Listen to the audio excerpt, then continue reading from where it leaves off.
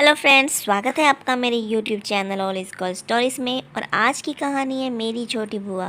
तो चलिए शुरू करते हैं। रक्षाबंधन का त्यौहार पास आते ही मुझे सबसे ज़्यादा जमशेदपुर झारखंड वाली बुआ जी की राखी के कुरियर का इंतज़ार रहता था।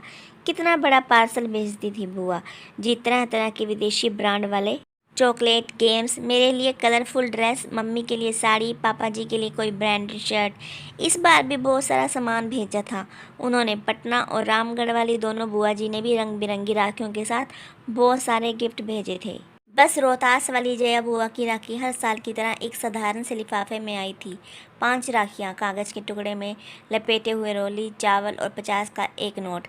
मम्मी ने चारों बुआ जी के पैकेट डाइनिंग टेबल पर रख दिए ताकि पापा ऑफिस से लौटकर एक नज़र अपनी बहनों की भेजी राखियां और तोहफे देख लें। पापा रोज़ की तरह आते ही टी टेबल पर लंच बॉक्स का थैला और लैपटॉप का बैग रखकर सोफे पर पसर गए थे।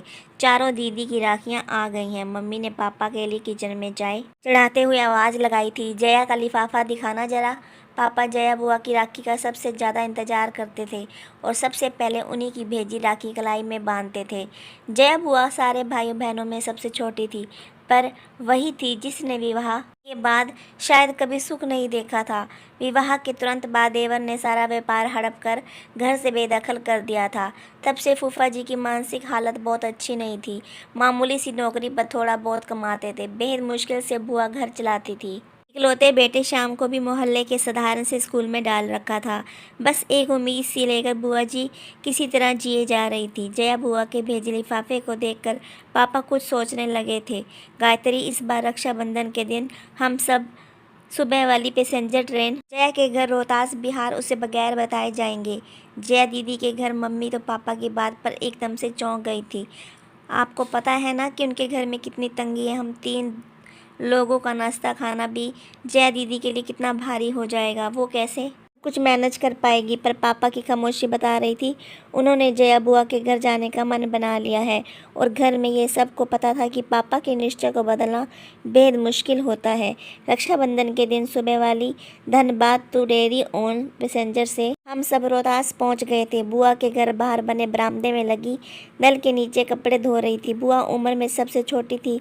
पतंगहाली और रोज की चिंता फिक्र ने उसे सबसे ज़्यादा उम्र दराज बना दिया था। एकदम पतली दुबली कमज़ोर सी काया, इतनी कम उम्र में कि दरवाजा पर सिलवटें साफ दिख रही थी। बुआ की शादी का फ़ोटो एल्बम मैंने कई बार देखा था। शादी में बुआ की खूबसूरती का कोई जवाब नहीं था। शादी के बाद के 11 वर्षों की परेशानियों ने बुआ जी को कितना बदल दिया था। बेहद पुरानी घिसी सी बुआ को दूर से ही पापा मम्मी खुश रंग देखे जा रहे थे। पापा की आंखें डबडबा सी गई थी। हम सब पर नज़र पड़ते ही बुआ जी ने एकदम चौंक गई थी। उन्हें समझ नहीं आ रहा था कि वो कैसे और क्या प्रतिक्रिया दे। अपने बिखरे बालों को संभाले, अस्त व्यस्त पड़े घर को दुरुस्त करे। उनके घर तो वर्षों से कोई मेहमान नहीं आया था। वो तो जैसे ज़माने पहले भूल चुकी थी कि मेहमानों को घर के अंदर आने को कैसे कहा जाता है। बुआ जी के बारे में सब बताते हैं कि बचपन में उन्हें साफ सफाई और सजने संवरने बेहद शौक रहा था, पर आज दिख रहा था कि अभाव और चिंता कैसे इंसान को अंदर से दीमक की तरह खा जाती है। अक्सर बुआ जी को छोटी मोटी ज़रूरतों के लिए कभी किसी के सामने तो कभी किसी के सामने हाथ फैलाना पड़ता था। हालात ये हो गए थे, रिश्तेदार उनका फ़ोन उठाना बंद कर चुके थे। एक बस पापा ही थे जो अपनी सीमित तनख्वाह के बावजूद कुछ न कुछ बुआ को दिया करते थे। पापा ने आगे बढ़कर सहम सी गई अपनी बहन को गले से लगा लिया था। भैया, भाभी, मन्नू, तुम सब अचानक सब ठीक है ना? बुआ ने कांपती सी आवाज़ में पूछा था।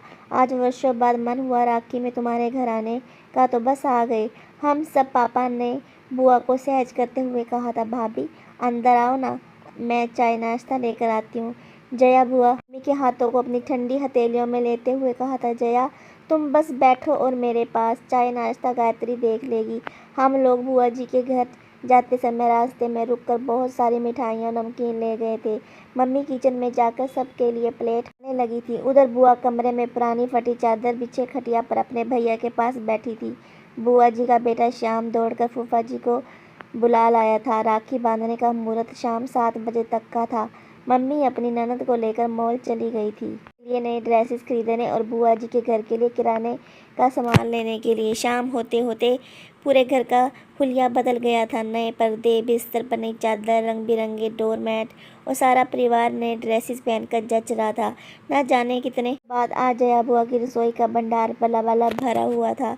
धीरे धीरे एक आत्मविश्वास सा लौटता दिख रहा था बुआ के चेहरे पर। सच तो ये था कि उसे अभी भी सब कुछ स्वप्न सा लग रहा था। बुआ जी ने थाली में राखियां सजा ली, का डिब्बा रख लिया था। जैसे ही पापा को तिलक करने लगी, पापा ने बुआ को रुकने को कहा।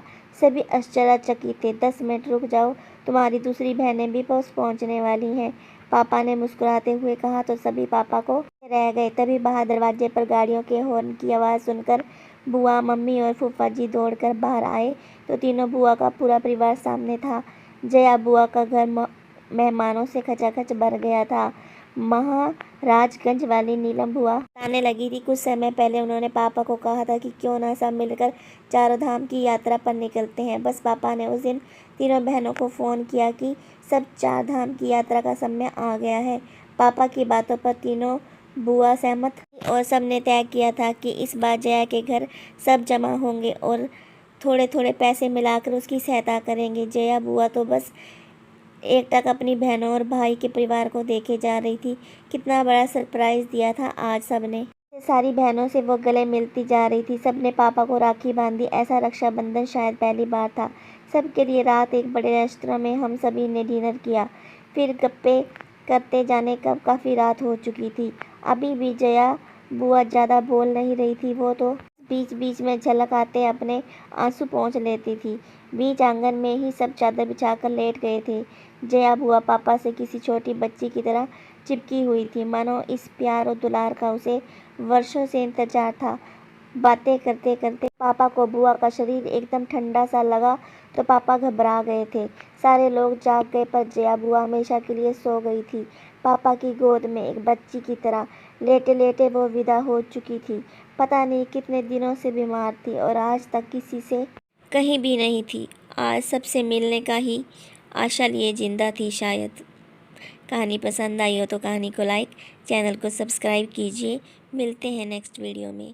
जय जय श्री राधे।